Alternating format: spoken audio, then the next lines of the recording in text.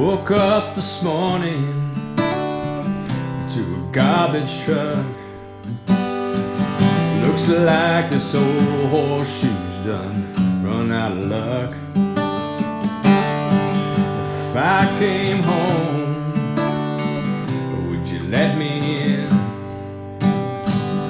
Fry me some pork chops, forgive my sin. Surround me with your boundless love. Confound me with your boundless love. I was drowning in a sea, lost as I could be, when you found me with your boundless love. Sometimes my old heart is like a washing machine, it bounces around till my soul comes clean. When I'm clean, hung out to dry, I'm gonna make you laugh until you cry. Surround me with your boundless love. Confound me with your boundless love. I was drowning in a sea, lost as I could be, when you found me with your boundless love. If by chance I should find myself at risk of falling from this jagged cliff, I look below and I look above. I'm surrounded by your boundless love. Surround me with your boundless love. Confound me with your boundless love. I was drowning in a sea, lost as I could be, when you found me with your boundless love. You dumbfound me with your boundless love. Oh, you surround me with your boundless love.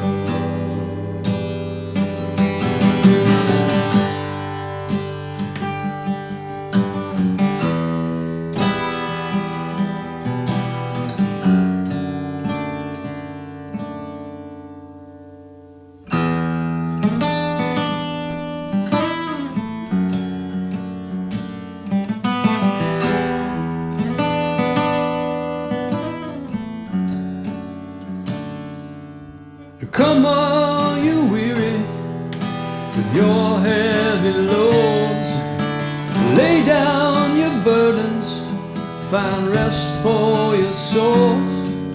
'Cause my yoke is easy and my burden is kind. I'll take yours upon me and you can take mine.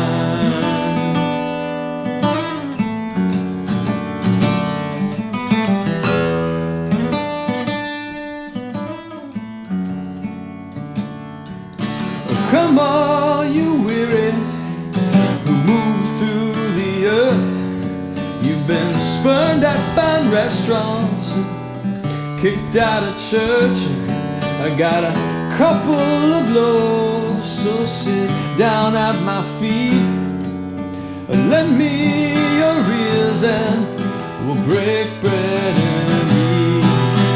Come all you weary,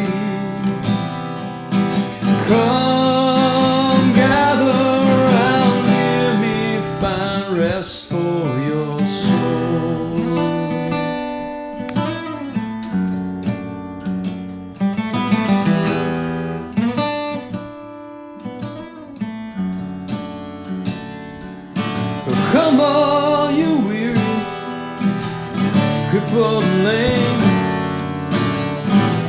help you along. You can lay down your kings.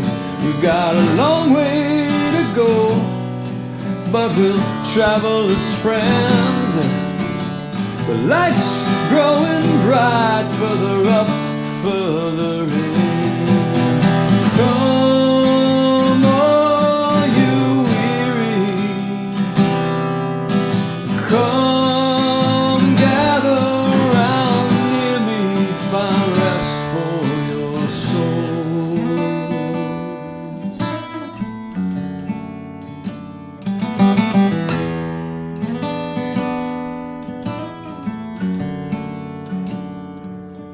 Come, all you weary, come gather round near me. Come, all you weary, come gather round near me, find rest for your souls.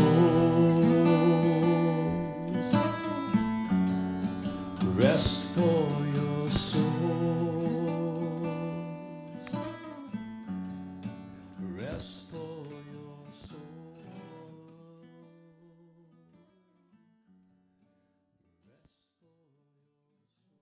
Good morning, Nexus Online, and welcome to Nexus Season 11, Nexus in Exile. Here we go, getting started on a brand new season. The fall is here and we're underway.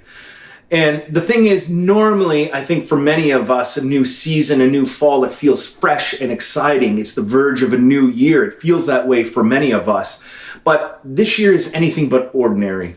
Instead of excitement, I think many of us are feeling anxious. We're feeling stressed, we're feeling fatigued. And so I wanted to begin our 11th season together with a sermon for us, for those who are feeling worn out, run down, weary. Because I don't think I know anyone who at least isn't a little run down by the past 6 months. I mean, a whole lot has come at us so quickly. It has been said that we're living through at least 5 crises at the same time. You've got COVID, of course, a global health pandemic. You have our climate crisis. We're seeing the wildfires in California right now. The racial justice crisis that we're living through. There's an economic crisis. There's a political crisis, at least south of the border. And none of that even touches whatever personal crisis you might be feeling right now. I mean, how could anyone not be feeling at least a little bit stressed and fatigued, a bit undone at this moment? We are a worn out people. And so for those who feel that this morning, I want to begin our 11th season here this morning. I want to bring you words from Jesus. This comes from Matthew 11 and verses 28 and 30. Jesus says this, "Come to me, all you who are weary and burdened, and I will give you rest. Take my yoke upon you and learn from me, for I am gentle and humble in heart, and you will find rest for your souls. For my yoke is easy and my burden is light." Now, Jesus first delivered these words to a people who were also exhausted and burdened. I mean, they were living under a colonial foreign power. Almost their entire history had been spent in either exile, slavery, some kind of bullying, harassment from neighbors. And so they're weary of it all by the time we get to Jesus' time. They're weary of the stop and frisk policies. They're weary of having the knee of an empire on their neck. And it is to these people that Jesus says, "Come to me. I want to give you rest." And what was true for them, I think, is true for us as well. And so this morning is for the tired, the burdened, the worn out, the stressed. Hear these words from Jesus, and I hope you can hear it from him and not just me, some preacher guy, but for you. "Come to me, and I will give you rest."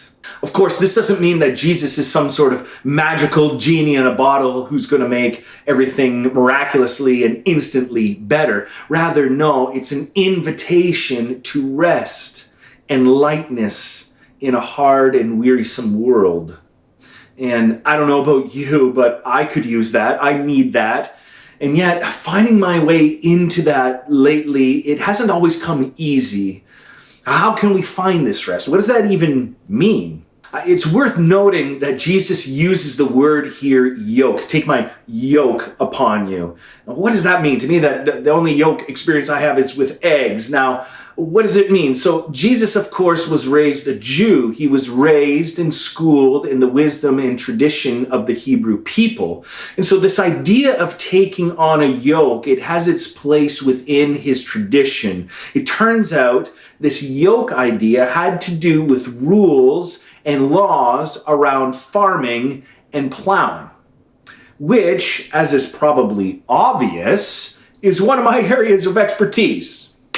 Okay, maybe not, but I did spend an entire day when I was in high school watching tractors plow, and surely that must count for something. You see, back in 1995, the International Plowing Match and Farm Machinery Show happened to take place in Waterloo Region. I bet you didn't know that was such a thing. Well, now that you know, it is. It is North America's largest outdoor agricultural and rural expo. It's usually held in late September, so like a week or so from now. It attracts more than 80,000 visitors a year. Now, it features a beauty pageant, which... why is it we still do those? Anyway, a beauty pageant. It also has a tent city with all this farm gear. It features an RV park and, of course, plowing matches. Now, as fortune would have it, someone in my high school, someone in authority, I don't know if it was a teacher, principal, who it was, they decided this would be a great thing for our entire high school to attend. And so the whole school boards this fleet of buses on a rainy September morning, and we spend the whole day there. We had the whole day on our own. Our only instruction was be back at the bus by like 2:30. And so we have the whole day, but it quickly became obvious after 10 minutes of exploring this huge farm gear that there was really nothing else to do but watch plowing matches all day in the rain. And I mean, it might have been one thing if there was like Farmer Joe was racing Farmer Bill and it was, full of drama and excitement. Maybe there's somebody making commentary on it, but it wasn't. There was no sound, nothing. It was just one tractor at a time in the field plowing. And we stood there at the fence having no clue what was happening, what was going on. We couldn't tell if they were fast, if they were slow. It was an entire day of watching tractors plow. And so a word of encouragement, of course, to our high school students. This isn't an easy year. You're going to be kind of sequestered in the same classroom all day, which won't be easy, but at least you don't have to go to the International Plowing Match. To this day, that is my only experience with plowing. Now, I know that might surprise some of you. I mean, look at me. I just have a certain sort of sturdy farmhand look to me, but it seems Jesus here is picking up on some kind of farm analogy, because what I didn't realize until recently is that within the Hebrew law, there are some laws about farming, plowing. Now, here's one of them. It comes from Deuteronomy 22:10. And for this occasion, I think I prefer to use the King James Version because it kind of gets at what I think is going on here a little better than the rest. So we'll start with the King James Version and move over. But this is what Deuteronomy 22:10 says in the KJV. Thou shalt not plow with an ox and an ass together. Or in safer language, I suppose, do not plow with an ox and a donkey yoked together. Now that seems like a weird law to put in writing. What exactly was going on? Now, it probably goes without saying that in Jesus' day, they didn't have tractors. Big revelation there. So plowing was done with animals, and the yoke was this beam that was attached to the shoulders of two animals. And so it was put on their shoulders, and then it was attached to a plow or wagon. And so the yoke would carry this weight, and as they pulled on the wagon, it would weigh even more, but it was a way to keep the animals together. The yoke sat between the two animals. So the selection of what kind of animals you pair with the yoke apparently was given a lot of thought. Like, this was a big deal. For example, you probably want to keep similar animals together. Ox with ox, donkey with donkey. Why is that? Well, it actually seems this law is actually about treating animals kindly. To be yoked together, you need animals to be about the same size or strength. If you've got one animal that's way taller than the other, the yoke is going to lean down onto the smaller animal, putting a greater burden on the smaller, presumably weaker one. Or if you have one animal that's stronger, it's going to pull ahead and have to carry the weight of the other animal with it. And so, of course, it's going to take the brunt of the work. You want animals of the same size and strength, also of the same temperament. And of course, donkeys don't have the greatest reputation. They can be stubborn, they can be strong-willed, which would frustrate the more reliable ox. And so the law exists here as like this animal protection clause. Don't put a donkey with an ox because it's going to frustrate the ox. The ox will end up doing all of the work. Not only is it stronger, it's going to be weighed down by the weakness and stubbornness of the donkey. And to me, I like to think that this helps us get underneath what Jesus is saying here. I think what Jesus is getting at is essentially this: you be the ass, I'll be the ox. Take my yoke on you and I'll be the one who does the heavy lifting. It will be light because I'm going to carry the load. I'm going to do the majority of the work. All you need to do is come along and learn from me. I'll do the heavy lifting. And so the invitation comes to those of us who are feeling like we're carrying a burden. And my guess is that all of us do to some extent right now. I mean, whether it's because of one or multiple of these crises we're facing together right now, or whether it's just the weight of carrying what seems like the domestic responsibilities at home, just trying to keep your head above water at home these days, I think many of us feel weary and worn out. I know I do. I mean, do you ever have one of those days when just nothing seems to go right? I had one of these days yesterday. My intention was to film this sermon out in the wild, and so I spent all day yesterday filming out by the Grand River, out by a farm, because we're talking about farms, out on this hiking path, and I spent all day filming out there doing this sermon several times. I get home and I start editing, and the sound is just atrocious. And then I bring it over to Dave's to see if he can rescue me, and he's like, Brad, this is beyond redeemable. And then, of course, I tried to film it last night here like this, and everything seemed to go wrong. And then the Raptors lose and go out of the playoffs. It was just one of those days. Nothing went right. I mean, I'm sure we've all had days like this. In fact, I'm inclined to think that over the past 6 months, we've probably had more than our fair share of them. And so Jesus' words here linger, to me at least, they linger and echo over the centuries. Let me give you rest. But how do we find that? How do we enter that? And I'm not always sure, but maybe I can just speak from my own experience, what I've been experiencing over the past few months, because here's what I found in my own life. Faith for me so easily slips into becoming a head game. It can become an intellectual pursuit, and I often find myself sort of straddling this line with faith between sort of doubt and belief and questioning and trust. But what I think I'm learning is this. Faith as an intellectual exercise, it just isn't enough to sustain us over the long haul. At some point, we're going to have to bump into God. We're going to have to experience the sacred, the divine. And I think this is key to Jesus' words here, because Jesus isn't asking us to believe something. Jesus is inviting us into an experience, into a mystical encounter with him where we receive rest. It's an experience, not a head or intellectual thing. Well, what does that mean? Again, I can only really speak from my own experience here, but let me try to explain how I think this invitation comes and brings us into the realm of experience in mysticism. It takes our faith from here to here. You know, I knew a summer was coming. I just knew that I needed some sort of spiritual practice to sort of help guide and bring me through all of this, because it was going to be a summer like no other. So I knew I needed something. And I remember Kristen suggested to me it should be something physical, kind of combine the physical with the spiritual. And so I thought, yeah, that's a great idea. That's the kind of practice I need. And so she suggested running, which I've done running before. So I took up running again. I actually got up to running 6 kilometers. I mean, it took me an hour to do it, but that's beside the point. So I'm running and I'm sort of doing the thing, but there came a point for me where I was like, I hate running. The whole time I'm running, it just feels awful to me. There's nothing spiritual about it. I'm not reflecting or pondering. The whole time I'm just running, I'm just trying to stay alive. So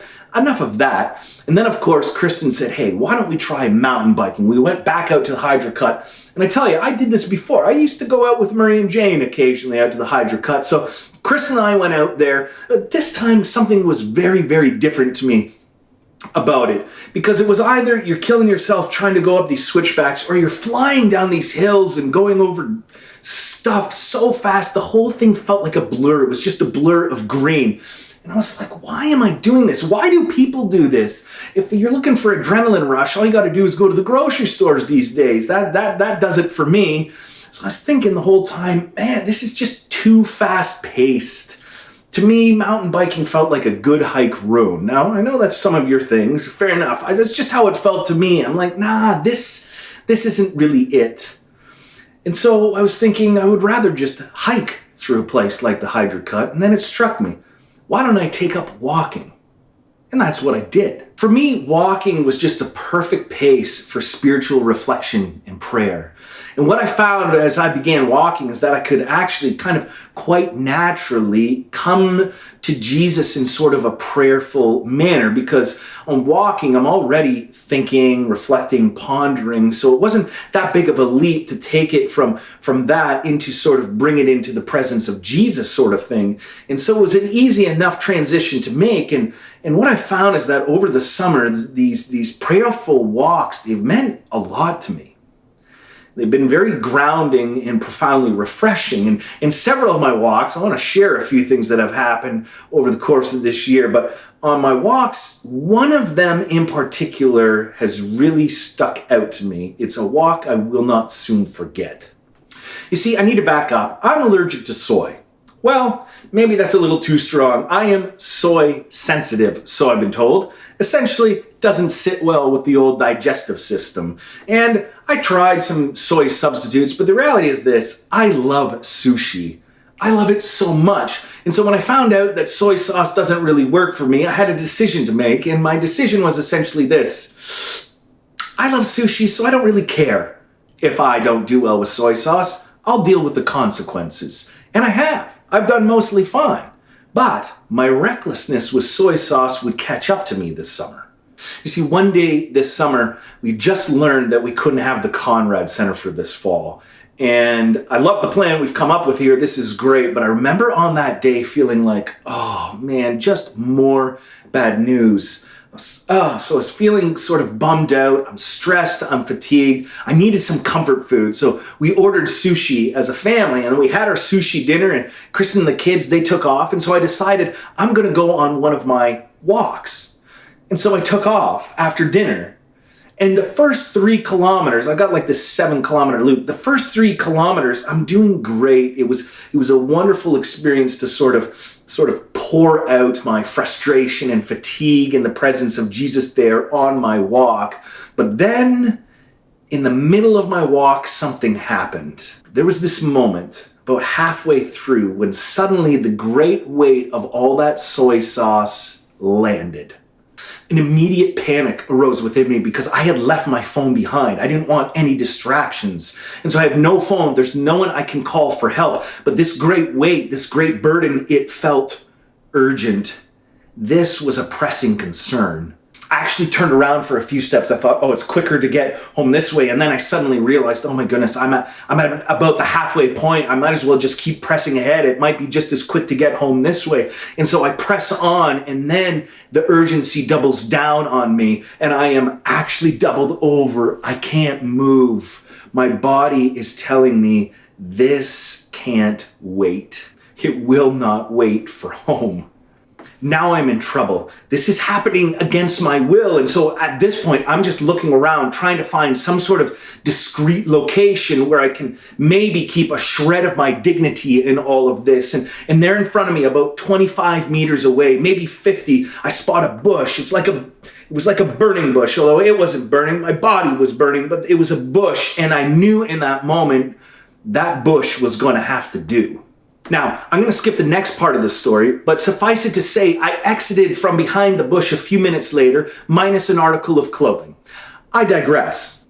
So now I'm carrying on, trying to get home, but my moment of reprieve is short-lasted. Suddenly, I'm in the forest that I love to walk through, and again, things are feeling like trouble. This is labored walking. I am not feeling shipshape at all, but I know I need to press ahead, keep moving forward. I need to get home as I fear trouble is coming again. And I mean, this is labored walking at this point. This is no longer prayerful, meditative walk. This is a survival game for me. An all-out war between mind and body. Hold it together, body. Just get home. And then I make it out onto River Road. I've made it out of the woods. It has me just 2 kilometers away from home. I'm thinking, come on, you can do this. But every step is a burden. And now the shade that was sheltering me before, it's gone. The sun is blistering down on me with a scorching intensity, and things are rumbling again. And I'm not sure how much strength and determination I have left to keep going. And suddenly, up beside me pulls a car. And it's Kristen and the kids.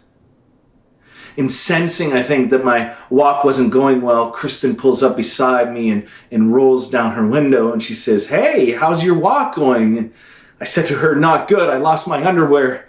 And to which she said with a sort of blank stare, "How exactly does one lose your underwear on a walk?" And I interrupted her and said, "Please, honey, no, not now, not in front of the kids. It's a long story."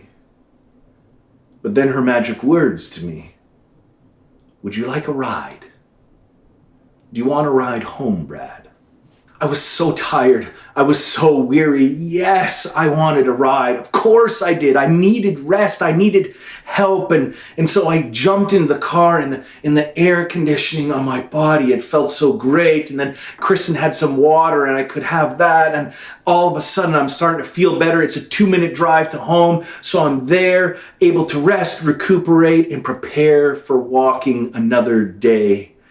She had given me rest when I needed it most. That walk has served as this bizarre, weird metaphor for me since then. I mean, there I was, burdened and weary, both mentally but physically as well. And along comes Jesus in the guise of Kristen, as he often does, with a simple invitation. Do you need some rest? Do you want some rest? Do you want a car ride home? You know, it's cool in here. I have some water. Rest of the journey will be easy. You can rest and prepare for walking another day. You know, I think this is the same sort of idea, the same invitation Jesus is offering us. Are you weary?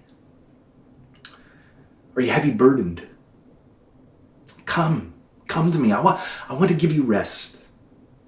I want you to take my yoke upon you because it's light and easy. You can find rest for your soul. You can learn my way, my path.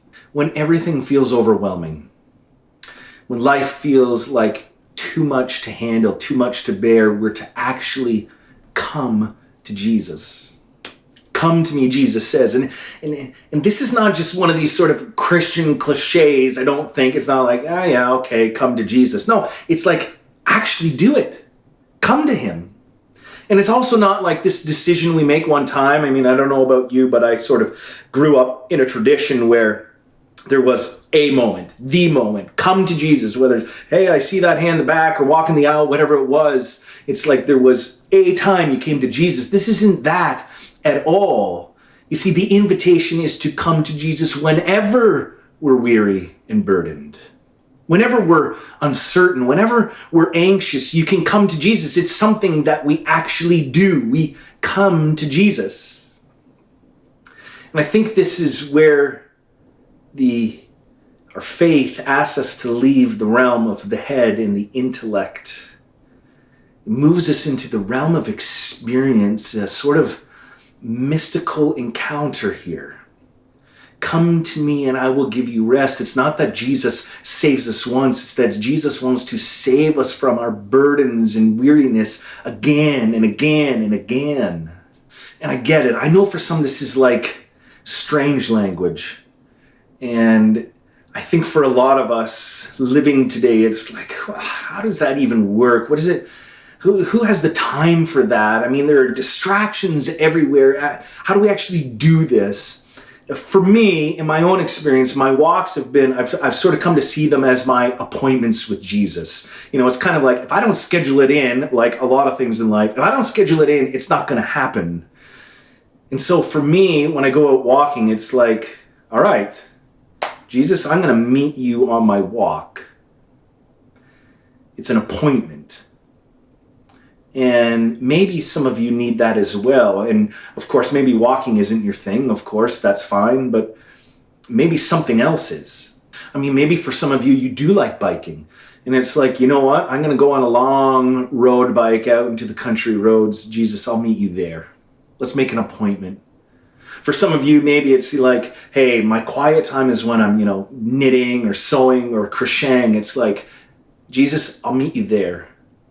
Maybe for others, it's like hiking. I'll meet you in the woods, Jesus, at 3 p.m. Let's make an appointment. For others, it's like, hey, let me get a cup of tea. I'll meet you on the rocking chair on the front porch. For others, maybe it's the solitude of a quiet bath or making dinner on your own. There's just a sort of rhythm to that allows you to be reflective. Whatever it is your thing, that you can find sort of that slow enough pace to reflect, contemplate, be prayerful, be intentional about it, perhaps. And for me, on this one particular walk this summer, it almost felt like I needed this embarrassing moment. And don't get me wrong, I don't think God orchestrated this humiliating situation, on me. I don't think God orchestrated that. I did that to myself with too much soy sauce. But it just came as this perfect reminder to me. I went on that walk weary. I went on that walk burdened, caught in turmoil of stress and anxiety, and my body was like echoing that and feeling way in over my head, struggling as I was, just a little past halfway in my walk. There was the invitation. Would you like some rest?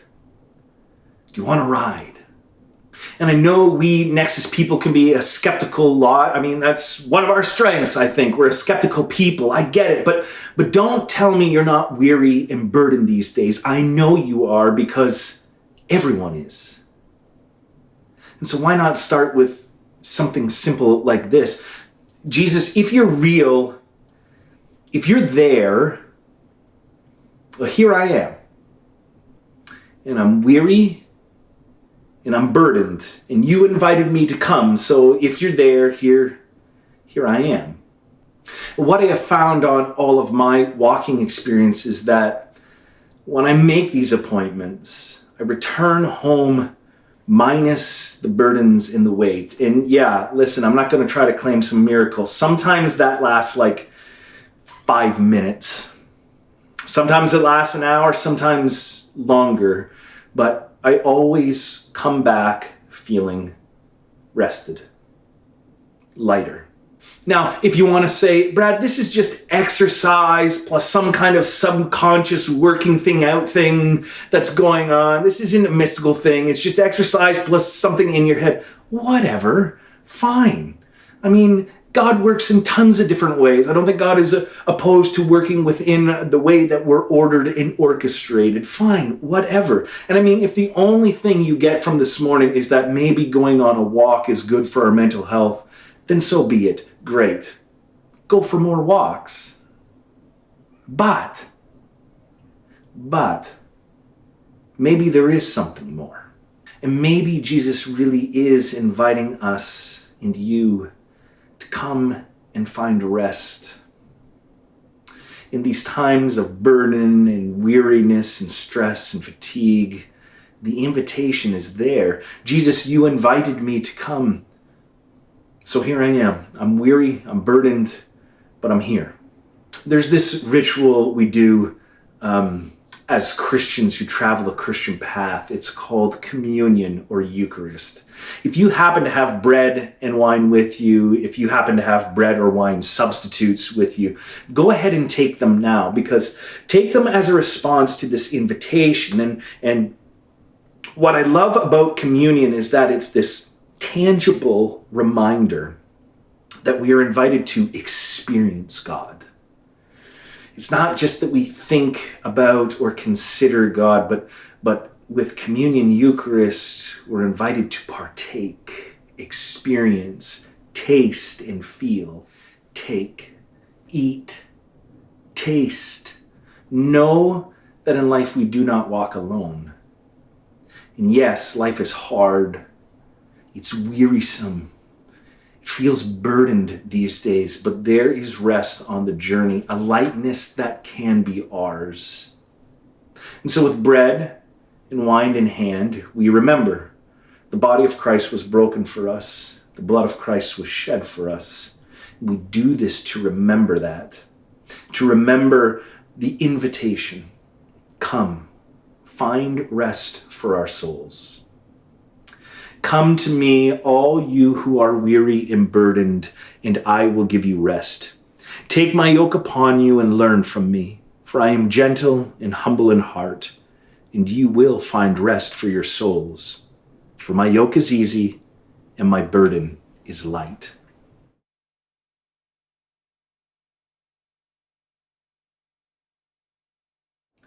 Thank you for joining us online this morning. I so appreciate the time and your presence here with us.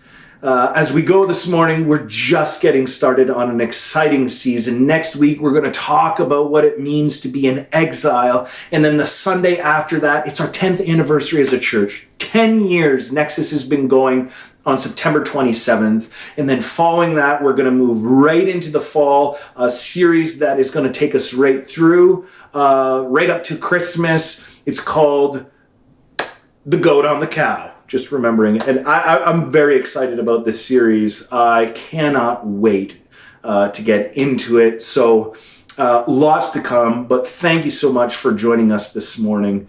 And for now, go in peace.